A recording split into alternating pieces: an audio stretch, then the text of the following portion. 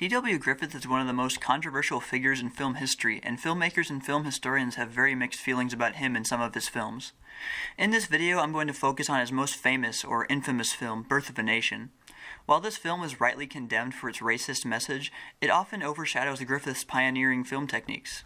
The film immediately starts in a controversial way by stating directly that the seeds of the Civil War were planted when the first African slaves were brought to America, which is kind of true, but it emphasizes the slaves themselves rather than how they were used.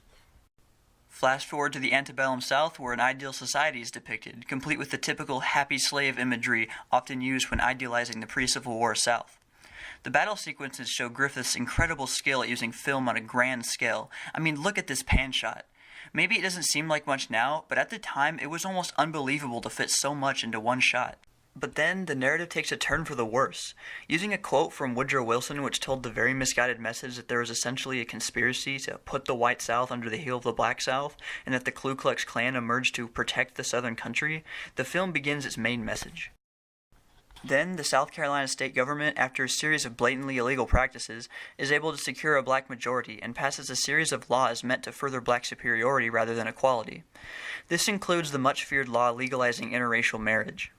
Birth of a Nation was made in 1915, during a time of both Jim Crow and progressive thinking, but the film reflects the fears of pro-Jim Crow Southerners that if blacks were to be a part of government, they would only try to further their own agenda. Ironic, considering this film's strong and direct way of furthering its own agenda. Anyways, so the main character, earlier dubbed the Little Colonel, while agonizing over the subjugation of the whites, is inspired to do something about it. Meanwhile, one of the main white female characters is pursued by a black Union soldier, portrayed by a white actor in blackface, who thinks, along with other black characters, that the legalization of interracial marriage means that he can forcibly make a white woman marry him. In response, the man is caught by the KKK and killed, and his body is delivered to the crazy mulatto lieutenant governor's house. Meanwhile, the new aristocracy, as it's called, consisting of blacks and mulattoes, wears the frilly dresses that the white Southern belles wore before the war. In this film, the North is not demonized. Black people are.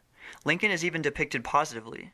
In fact, former soldiers from the North and South actually joined forces to fight the tyranny of the new government.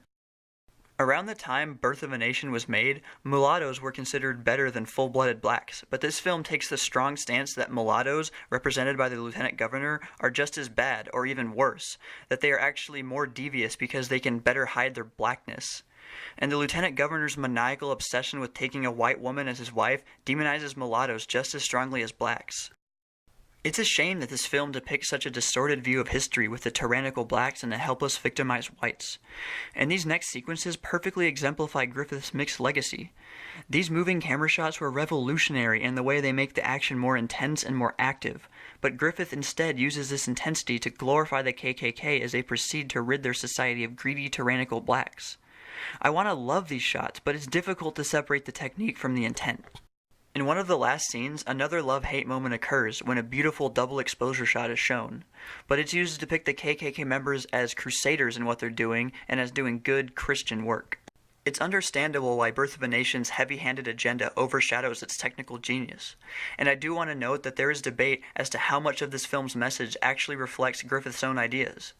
I hope this video was able to explain the bittersweet relationship many filmmakers, film historians, and film lovers have with this film.